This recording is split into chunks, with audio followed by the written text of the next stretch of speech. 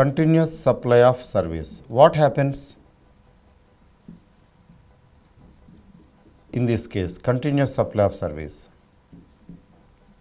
So, continuous supply of service has been defined under Rule 2C, which means service is provided in stages. Work is in stages.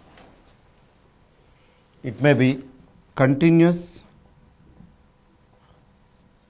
or intermittent. It may be continuous or intermittent, but contract provides for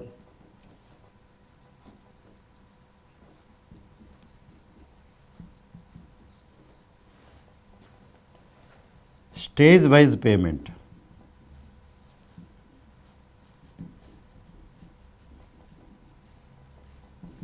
For each event of completion, payment is decided, not in lump sum. Lump sum is there, but stage 1, this is the amount. Stage 2, stage 3, stage 4.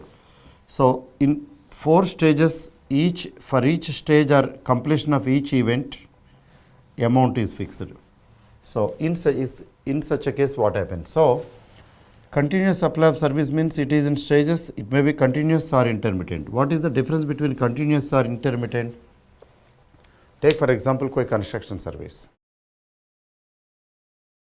So, construction service may be you have done for 3 months and after that you have taken a gap.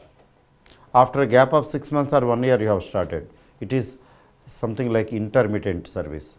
Means you have done something, you have finished some portion and after that you have taken some gap. Sometimes without taking a gap you have done. But continuous service, for example, monthly, telephone service or telecommunication service. Telecommunication service is monthly, every month, it is continuous process. So, continuously every month you will be paying the telephone bill or mobile bill or internet telecommunication bill. So, like that there may be the service may be a continuous one or may be intermittent one, but it is treated as continuous supply of service where the payment is prescribed for each completion or each stage completion. And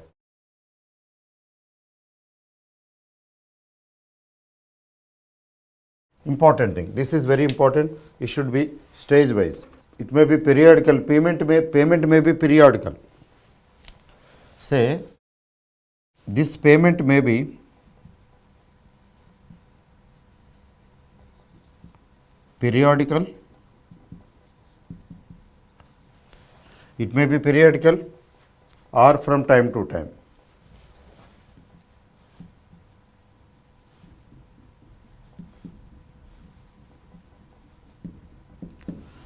It means simply continuous supply of service means point of completion, not more than one point of completion. If a particular work has more than one point of completion, then it is considered a continuous supply of service. And Government of India has identified certain services and it should be for more than 3 months. It should go for more than 3 months. If such a service is for less than 3 months, if it is finished in less than 3 months time, cannot be and need not be called as continuous service, whatever it is. Suppose even if you take coaching, some coaching classes are conducted and maybe the coaching fee is fixed like this. So, the coaching is a particular subject for 8 chapters and he says on the 8 chapters means first 2 chapters advance I take this much and after completion of 2 chapters this is the amount, after completion of 4th chapter this is the amount, 6th chapter, 8th chapter, at completion of syllabus this much. Suppose that is prescribed like that. That is also falling under this definition continuous supply of service. Means for each stage you are prescribing the amount and collecting the fees or the amount. But it should last more than 3 months. Suppose this coaching is completed within 3 months. It is not a continuous supply of service.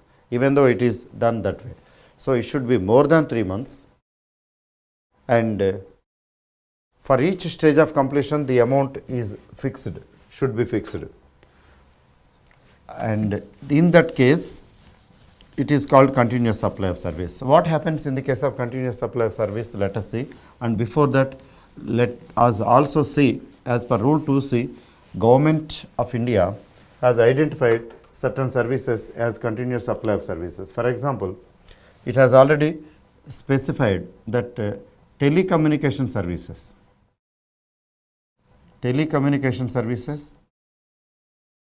and internet telecommunication services, these are said to be continuous supply. Commercial or industrial complex construction, commercial or industrial complex construction.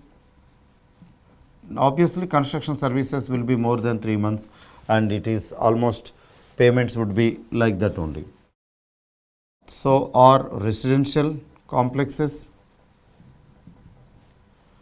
residential complex construction, or you can say similarly works contract,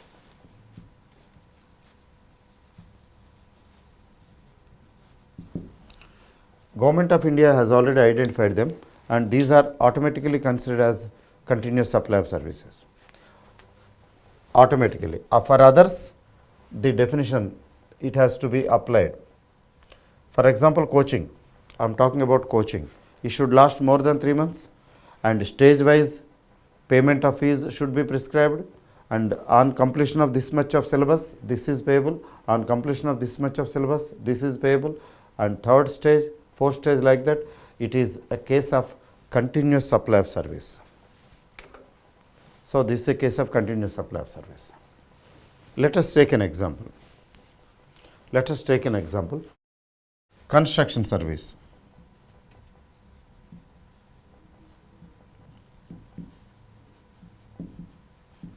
How to decide a construction service? Suppose it has been specified, it has been split into stages. Stage 1 completion, it has been specified that foundation level. So, once you finish for foundation, say for example, this service is for 20 lakhs,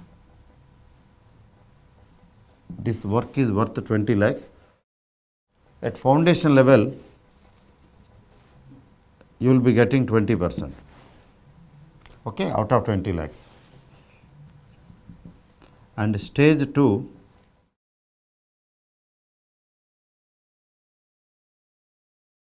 so pillars. So, you raise the pillars with slab. Pillars with slab, this is second stage, you will get 30%. And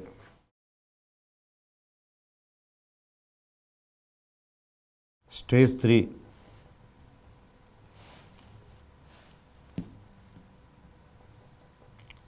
completion with walls, cupboards, etc. So, this is stage 3, say 20%, and stage 4, finishing, like plastering, flooring, glazing, tiling, everything. So, stage 4 is finishing work, plastering, glazing, painting, everything, tiling, everything. So, here at this stage you will get the remaining 30%. So, you are receiving the amount in 4 stages. So, once you complete this you will get money, and 20% here is said to be whatever it is. and suppose there is an advance of 5 lakh.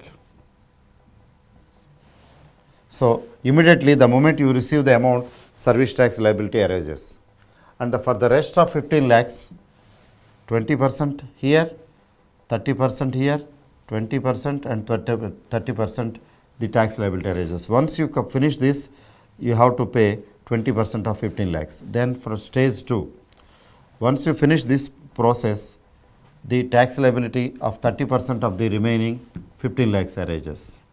And once you finish this and you go this stage, and on 15 lakhs 20% again, and after this you are getting the remaining amount. These are the 4 stages. So, because you have received 5 lakhs in advance, service tax liability arose on the date of. So, for these stages, how to decide? Again, principle is same. There is no change in principle. For each stage, date of invoice or date of payment, whichever is earlier. Same principle. Whichever is earlier. If invoice is not issued within the due date, and of course advance is not received and invoice is not issued within the due date, then date of completion will be taken as the date of issue of invoice. Date of invoice becomes irrelevant, and date of completion of service becomes relevant if it is not issued within due date. For each stage of completion, we have to apply this principle, date of invoice or date of payment, whichever is earlier. So, this is continuous supply of service. Earlier, when they made the rules, this was provided under Rule 6, but it was omitted, removed, and the information under Rule 6 has been added here under Rule 3. Now, Rule 3 covers everything, including the continuous supply of service also. And here, one important point we have to understand. So, what is that point? Say, normally advance payment. On advance payment, service tax arises, right? On advance payment, service tax arises, obviously. But there is some practical difficulty. What is that practical difficulty? Practical difficulty with credit card holder, credit card managers, credit card issuing companies, and mobile service providers, and like similarly telephone, mobile credit card payments, mobile payments, etc., or telephone payments, etc. What it happens is, sometimes the customer will pay a little more than what is due. Suppose your credit card says 7,290. He may pay 8,000 rupees, round figure. So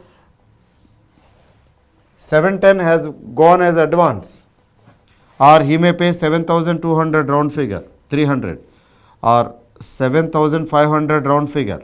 He may pay like this. So here he is paying advance, excess amount. So as per when we apply this rule as it is, for a small amount, the service tax is arising. Okay, for the small amount. So for that, these companies have made a representation, and to that extent, a relaxation has been given. What is that relaxation given? That relaxation is advances received. In case of advances received up to 1,000 rupees, excess amount up to rupees 1,000, on this they can postpone the tax liability. The service provider, suppose he receives in excess, the amount receivable is 10,000, but 9,000, but he has received amount say 10,000, 1,000 extra, up to 1,000, but not beyond 1,000. Up to 1,000 rupees received extra in advance, there is a relaxation. That relaxation is It says he can have the option to treat as date of liability, point of taxation for such advances, for such excess amount as advance. For that, he may prefer to use date of completion or date of issue of invoice at his option, whichever is earlier anyway. Date of completion or date of invoice, whichever is earlier. So, instead of tax liability arising on the date of payment, the taxable liability may arise either on the date of completion or on the date of issue of invoice, whichever is earlier. He has an option. Suppose he wants to pay, he can pay. Otherwise, he doesn't want to pay on this excess amount because it is small. He can choose either of them, but out of these two, whichever is earlier. I have received amount in advance, but I finish the service, I complete the service in the coming month. So, and after that, I will issue a bill. Say for example, for the mobile, first tarikh is the date of completion and date of issue of a bill or invoice is 21st. Let's for example, due date is 21st. And maybe up to 31st of a month, date of completion, and by 5th they issue the bill and they give the time as 21st as the last date of payment, due date for payment. So, date of completion is month end and the next month 5th date of invoice, bill, issue of invoice, and 21st of that particular month, next month, date of payment, due date. So, after the completion 21 days you have taken, 21 days are given, okay, for the billing period. So, here he can choose, he can take date of completion or date of invoice, whichever is earlier. Okay. So, on date of advance receipt, he need not take on that particular day. If he wants, he may exclude this amount, and so on that particular day of on that particular date of receiving advance, tax liability does not arise. So, this is the relaxation given to these people. Okay. So, rule 3 is complete this way. And what about rule 4? Rule 4 is talking about determination of rate of. Rule 4 is talking about the determination of rate of tax, determination of rate of tax when the rate changes. In between there may be change in tax rate. That is possible, very much possible. So, when the tax rate changes, then how to determine?